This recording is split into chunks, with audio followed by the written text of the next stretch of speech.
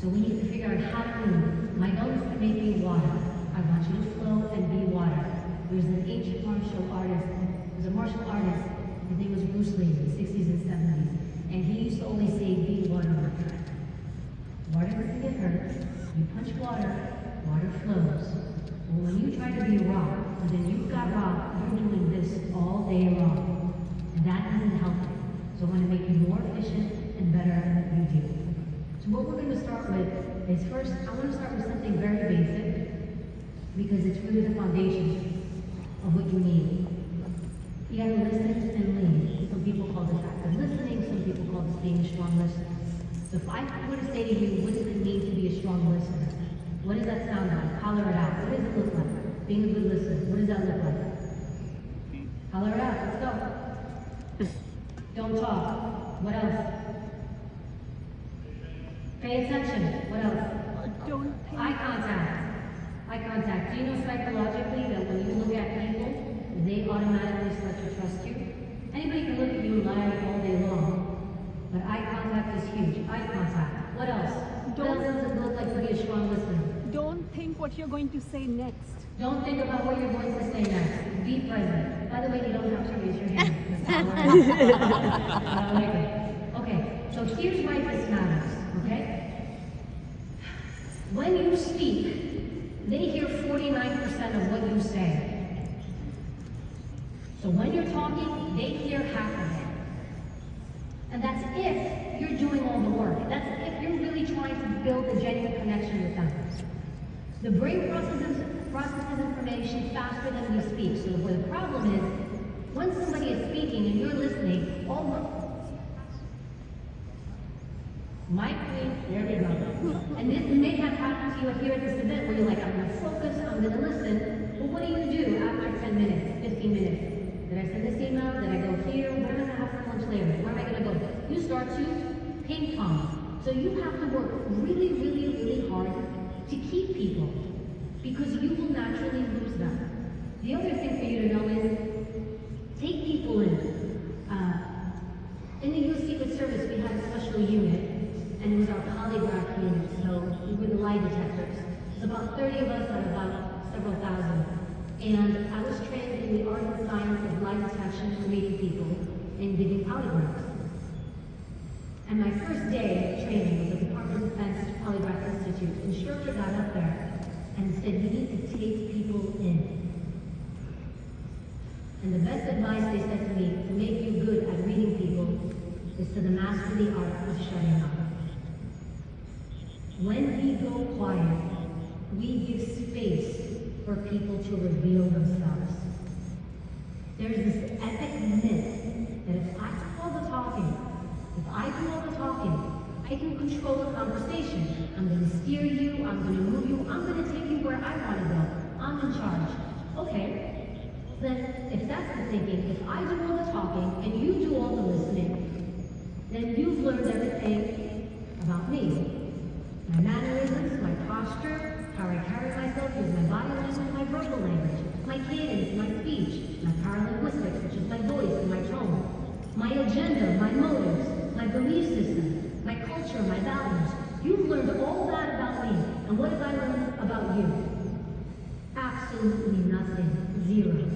So you tell me who has the most power. 80% of the time they speak, 20% of the time you speak. And in the front end, you let them go. TED, take it. You're using the U.S. Secret Service, you can have it. Tell me, explain, describe. TED. This is what they call open-ended questions. Tell me what you're looking for. Explain to me what you would like in this partnership. Describe to me what you think went wrong here. Boom. You drop the question and you go quiet. And now you let them tell you what's going on in their head. We meet people where they are. We don't make them come to us. We flow like water and we go to them. Now I know what I'm dealing with. That's the power. That's why you say less. You want to let people reveal 80-20 rules and listen with all your senses.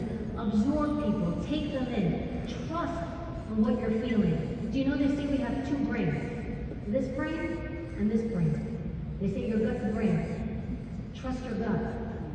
Because even sometimes before somebody says anything or does anything and you've had it, right?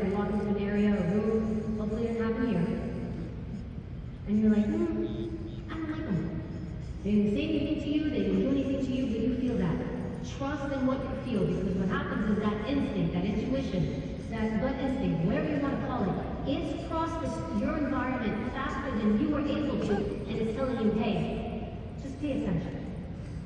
Listen to that. Now, one thing that's really important to really building strong communication, and I have to lay this down, is this thing.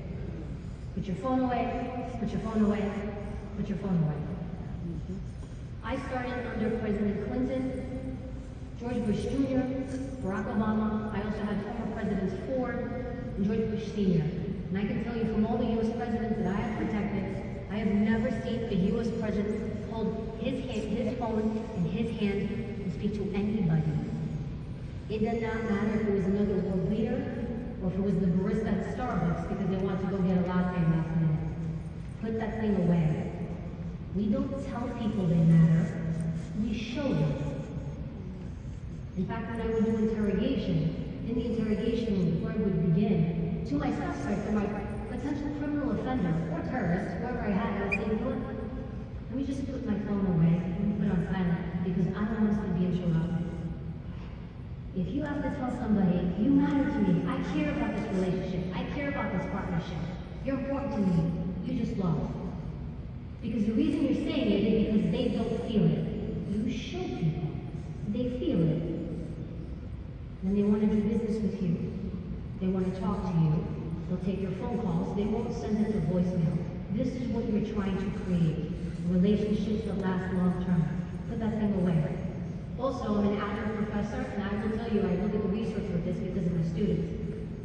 There's a 30% reduction in your cognitive capacity just by your phone being present. Face down on the table. 30% reduction. Show people that they matter. I remember once I was staging post. Staging post is, agent, there's the door, watch that door for the next 10 hours, nobody goes in it, goes through it. I think it was in Minneapolis. I was still kind of newish. So the senior agent comes over and he says, Agent, where's your phone? And I said, it's right here, sir. And he said, take it out, I need to make sure it's on silent. I'm like, well, all right, it is on silent, but you need to see it. So I show it to him, and he's like, look, don't let President Bush hear that phone go off. If he hears it go off, he sends you home. And it was like that throughout the White House. Make people feel that they matter. Less this, more show. Now, we're doing all this to build trust. That's what this is. You need to build trust. If you have no trust, if people don't trust you, you have nothing. You have nothing. You must have trust. Now, trust isn't like this frou-frou thing that's up in the air. Trust is an actual thing. And actually, we actually feel something biologically when we feel trust. When you feel trust towards another human being, your body produces a hormone called oxytocin. I feel trust, my oxytocin goes up. Oxytocin is the feel-good hormone. They call it, it's a relationship bonding hormone. I trust you, my oxytocin goes up. You know what happens when my oxytocin goes up? I trust you more. I trust you more oxytocin goes up. And there you have this beautiful cycle going on. This is a legitimate thing, a biological reaction that people have when they feel trust with you. They like you. They want to be around you. They enjoy being around you. You have less conflict. You have less challenge. The other thing that they looked at is something called neural coupling. Neural coupling is when I'm so connected with someone, and you've had it, where you start to kind of read the room the same way. This is when you really connect with people. You may have experienced it here. You met someone and you're like, I really like this person. I'm really connecting with them. So what they did is they did a brain scan study on 2 people experiencing neural coupling. And they wanted to see what was happening in the brain of these 2 people. As they were together, and they were having this oxytocin, this trust building, this neural coupling, they started to see that their brain waves began to mirror each other. This is an actual thing in human connection. So we've got our active listening, we've got our trust, and now we're going to move to your human brain. Now most people understand brand when it comes to companies. We saw that list before, all the sponsors and partners. Brands, right? Their logos. You have a human brand. And that brand is either going to make you more successful or not. So let's start off and let's do a little bit of an exercise together. Let's do a little bit of branding exercise with companies. I'm going to show you the logo right now. When you see this logo, this brand, of this company, I want you to holler out, and you have to raise your hand, by the way. I want you to holler out what you feel when you see this brand. Okay? Reliable. What else? What do you feel? Say it again. That car? That car. What else? Safe. Trust. Economical. Quality. Now I'm going to play commercial for you. Toyota commercial. As you're watching this commercial, I want you to think to yourself, what is Toyota trying to make me feel? Feel.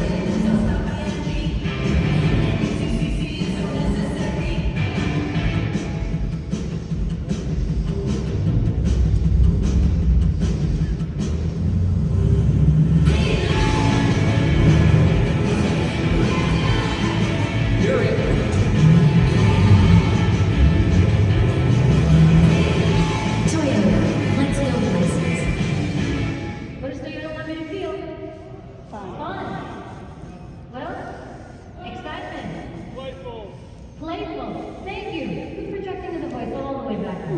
Love this guy. What else? Young. Speed. Come play with us. Hang out with us. Be part of us. Okay. Now we're going to do something. We're going to rate Toyota on two things. We're going to rate it on warmth and on competence. Now, when I say competence, let's define competence. How would you define competence? What is competence to you? What does it look like? Holler it out. It's training. What does competence look like to you? Expertise, intelligence, consistency. Say it again, sir. Good at what you do. Competence. Okay. Let's rate Toyota, scale of 1 to 10. 1 being the lowest, 10 being the highest. What would you give Toyota for competence?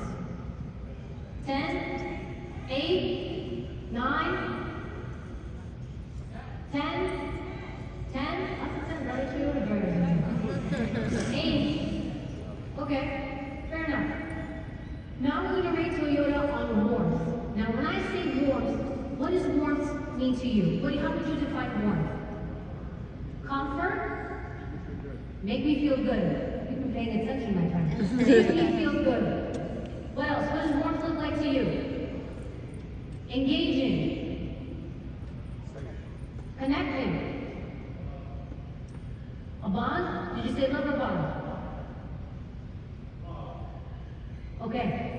Customer support. Customer service. Good customer service. Someone's paying attention. Good customer service. So we're going to rate Toyota on warmth. 1 being the lowest, 10 being the highest. What would you give Toyota for warmth as a brand?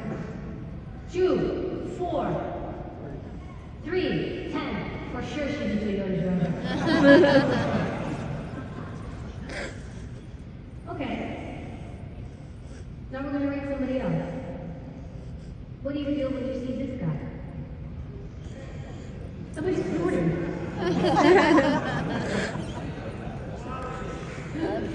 Quality. Quality. What else do you see when you see this? Fun, luxury. Expensive. Tariffs, right? Fun. Arrogant. I'm going to play for you BMW commercial. Same thing. As you're watching it, I want you to ask yourself, what is BMW trying to make me feel?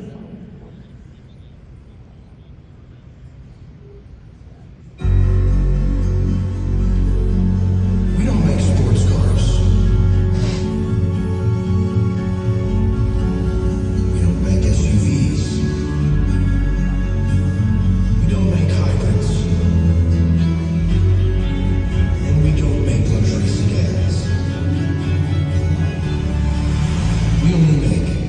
One thing.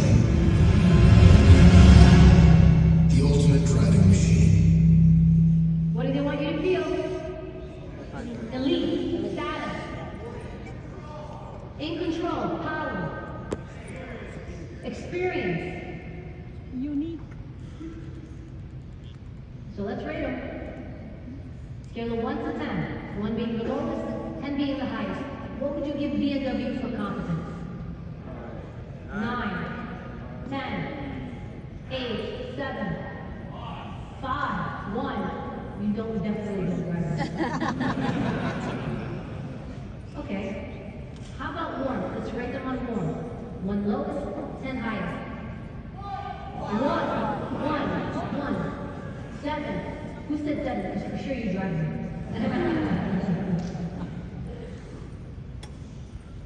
Here's the thing.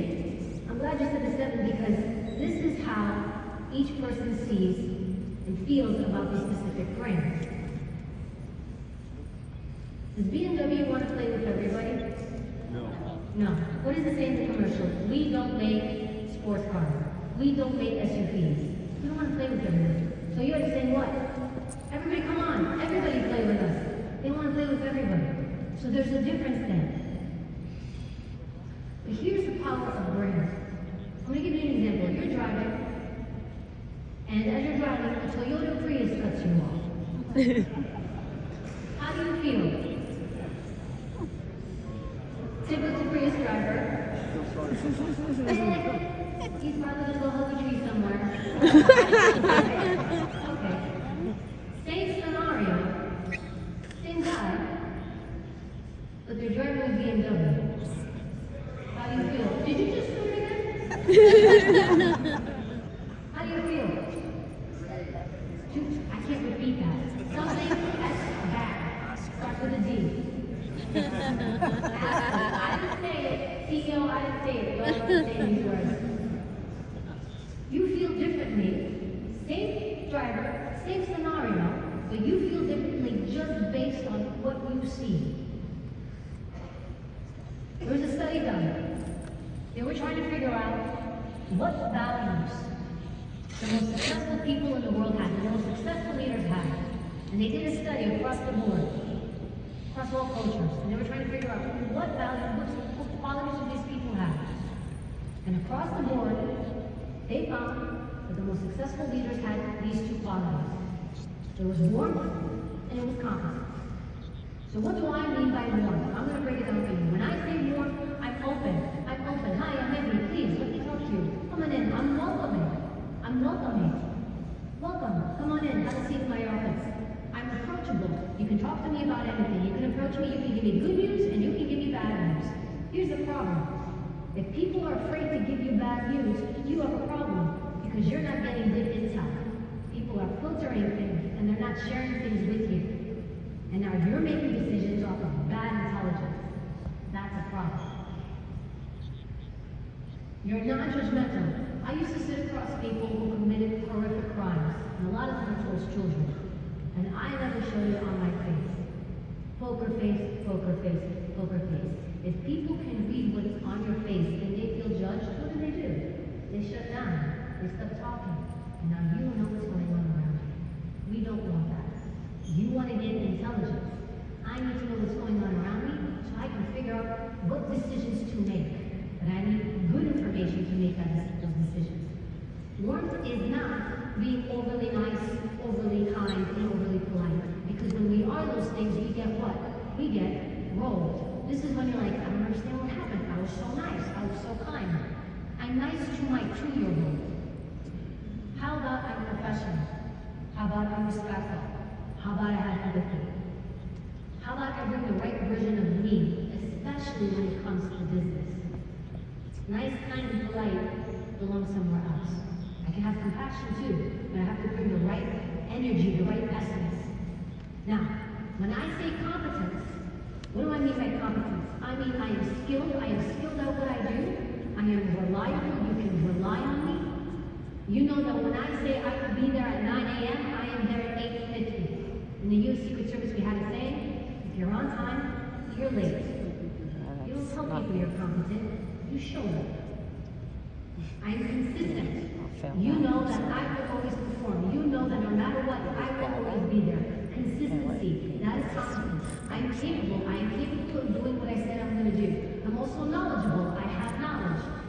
By the way, having knowledge doesn't mean you have to know everything. Today I work at NBC, I'm a law enforcement analyst, and there are times on live TV where I will get asked a question that I can't answer. And I will say on live TV, you know what, that's a great question. I'm not sure about that, but what I can tell you is this. It is okay to say, I don't know. But you can say, you know what, great question, I don't know. I'm going to go to my team, I'm going to ask, I'm going to find out, and I'm going to get back to you.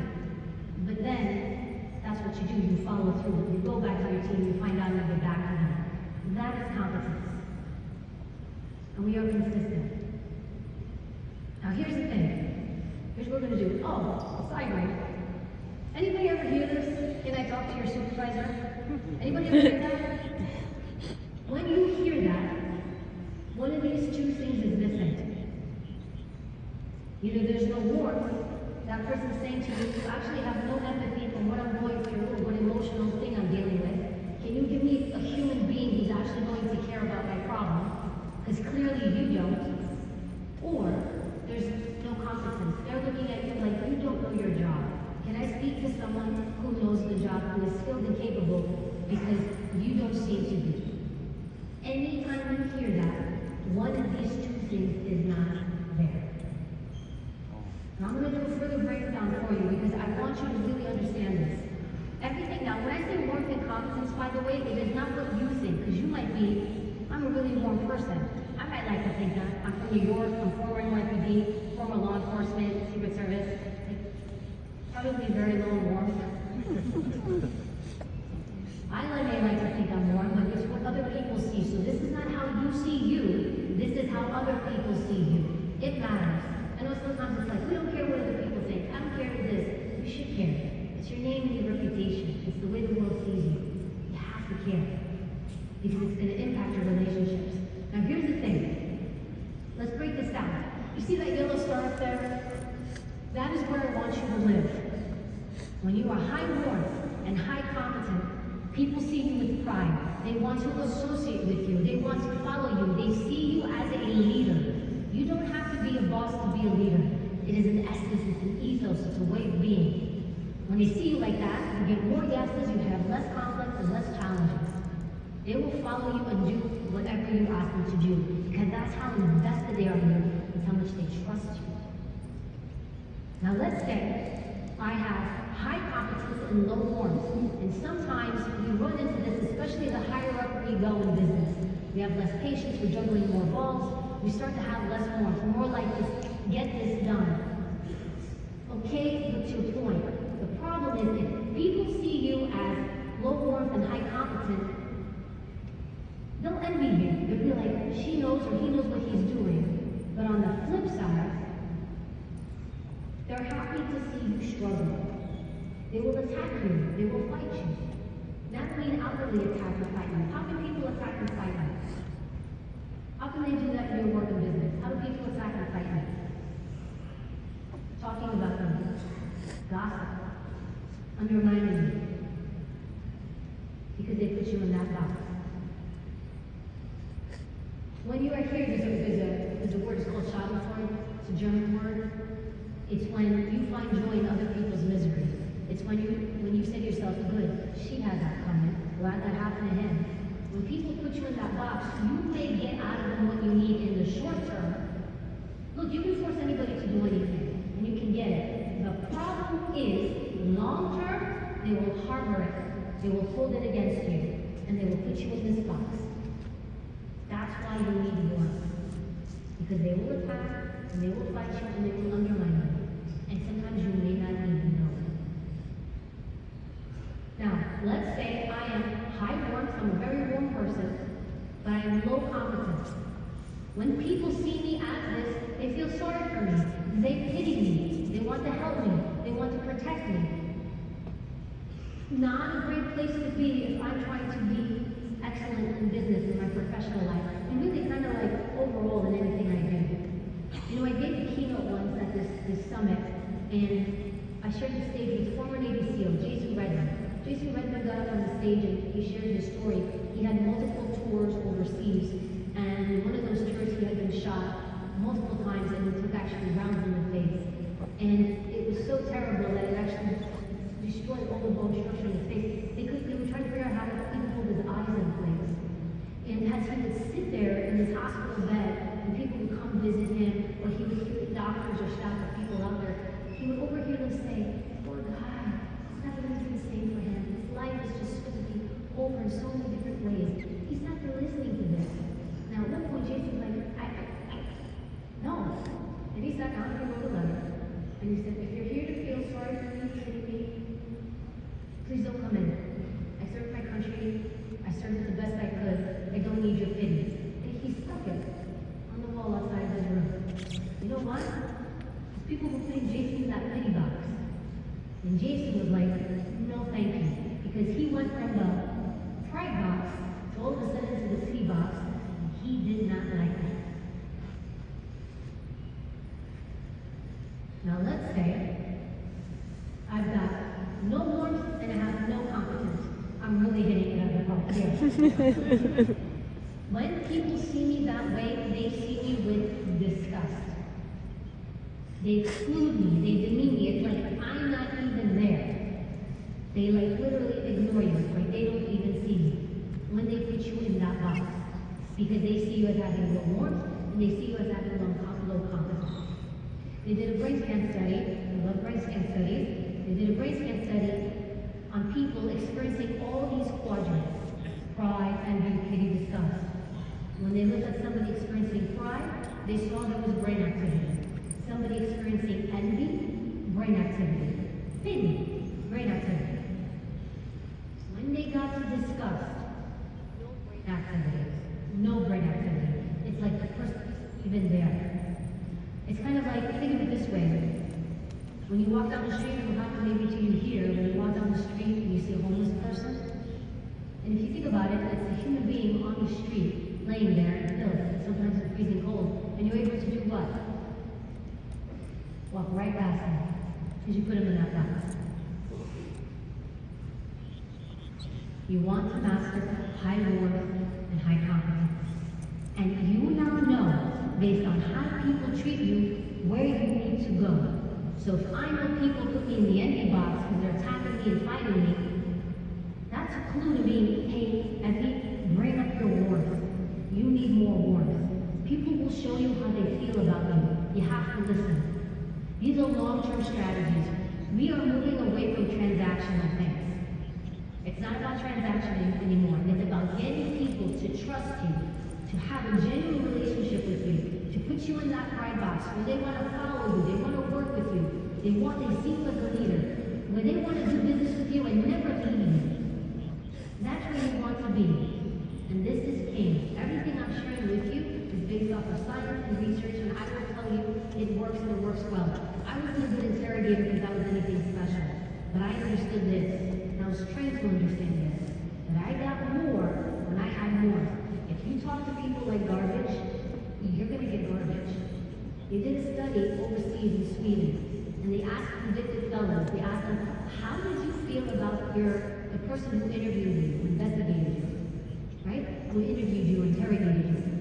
And you had two groups. One group said, you know, I like the person, they seem nice, they were good, they treated me well. And then you had another group who said, the guy was a jerk, or she was a jerk, they treated me poorly, they were completely disrespectful to me. Then they looked at who gave confessions. Violent criminals, they looked to see who gave confessions.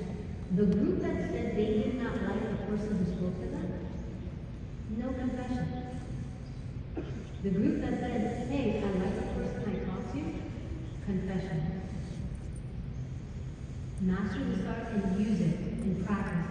People are a guidepost. They are a mirror. They will show us how they feel about us.